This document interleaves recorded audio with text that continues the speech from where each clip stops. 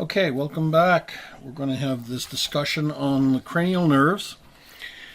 Keep in mind that these are 12 pairs associated with the brain. In other words, they have a connection that goes into or usually originates in the brain. They're labeled by name and by Roman numerals. So if you remember your Roman numerals, one eye is the first cranial nerve, so that'll be the olfactory nerve. And then you've got 2, 3, 4, 5, 6, 7, 8, 9, 10, and 11, and 12. Now, there are some unique situations here, or unique characteristics for some of the nerves. Some of them are mixed. They have both sensory input and motor output. Some of them are purely sensory.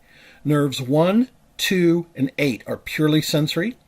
Nerves 3, 7, 9, and 10 contain parasympathetic fibers. These fibers are going to be essential for sending out parasympathetic responses, and it's part of the autonomic nervous system, which we will go into when we get back in class December 5th for the autonomic nervous system, chapter 14.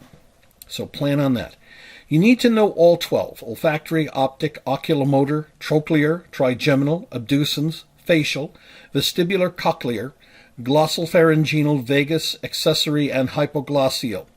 I'm going to go through them somewhat briefly, but you should have some viewing of this. Now, to give you some perspective of what to study, what not, because everybody asks, it's okay, I would get down which ones are purely sensory, which ones contain parasympathetic fibers, and then try to get down at least one or two characteristics for each one of them. Some of them have some very, very important characteristics that play a critical role in diagnostics, in understanding certain pathologies and disease, and in the function of the body in general.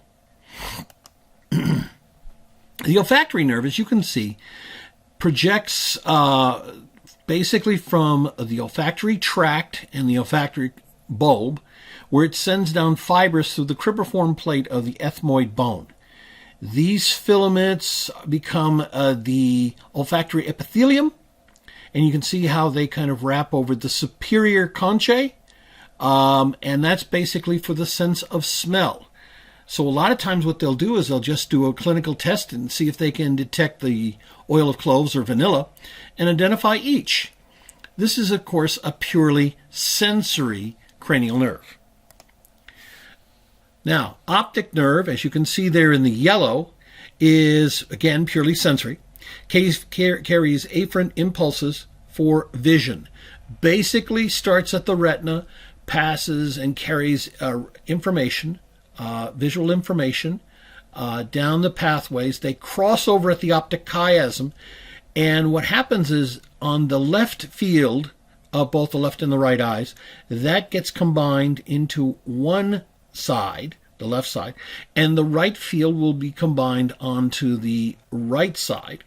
This crossing over will continue, and it will innervate the lateral geniculate nucleus. In other words, that's one of the sections of the thalamus. The thalamus will then have what they call these fibers that will pass over through the thalamus and carry the visual information to the visual cortex through what is referred to as the optic radiation. Now, it's not like radioactivity. The radiation is basically these connecting fibers. This is going to be all heavily myelinated. Okay? Now, there's a lot of different pathologies you can detect for clinical testing, and it's listed there.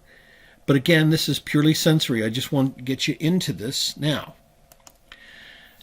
Now, I may have mentioned this in labs, and it's to your benefit to start getting this down now, because actually this information is going to be reinforced in the labs to prepare you for the lab practical as well as the final exam. That is that the oculomotor nerve, number 3, and number 4, and I believe it's number 6, all basically have their pathways and innervate primarily the extrinsic muscles. These are the muscles outside of the eyeball, but basically control the movement and the pull and direction of the eyeballs. Now, there is some parasympathetic motor fibers, and they control the circular muscles of the iris for the oculomotor. And so that causes the pupil to constrict, and it causes the ciliary muscle controlling the lens shape for visual focusing. All right, so you've got somatic motor fibers for the eye, sensory afferents that run the same four extrinsic muscles to the midbrain. So they're giving information back to the brain about the position and sensations that occur within those muscles, and then also parasympathetic information that goes to the sphincter pupillae, which control the circular muscles of the eye, and also to the ciliary muscle, which controls the lens shape for visual focusing. Okay. Note that a lot of these have innervations at the medulla oblongata, the pons, brainstem, that type of thing. The trochlear nerve is another one. Again, this one attaches to the superior oblique muscle, which is connected via the trochlea to the side of the eyeball. And it's a lot of times tested in common with the cranial nerve 3. Okay, it's primarily a motor nerve. Okay, and then we move to the trigeminal nerve, which is 5. Now, this one's a little bit different. This one has basically a lot of conveying sensory information, but will also have a little bit of motor information too. Basically, what you've got to keep in mind is this. If you look at the map, which I'm going to show you in the next image, there's three major branches. Think of three major branches. Tri is for 3. The ophthalmic division, the maxillary division, and the mandibular division. Okay? What these do, if you look at this next diagram here, is they control the different sensory areas and the different muscles in the face. They have pathways that branch out and control the ophthalmic division, which would obviously involve some of the facial areas, as well as some of the some of the foramens of the skull, if you remember those. You would have motor branches of the mandibular division, the lower part, which control various muscles. The temporalis muscle is one, the masseter is another. The anterior belly of the digastric muscle, also there. But, what's mostly remembered, and it's very straightforward, is if you look at the previous slide, look on table 13.2, you have basically the maxillary and mandibular division that they have to anesthetize if they're going to do any serious dental work, like extraction of a tooth, a root canal, things like that. And you notice the branches that come down from the mandibular foramen through the mandibular foramen.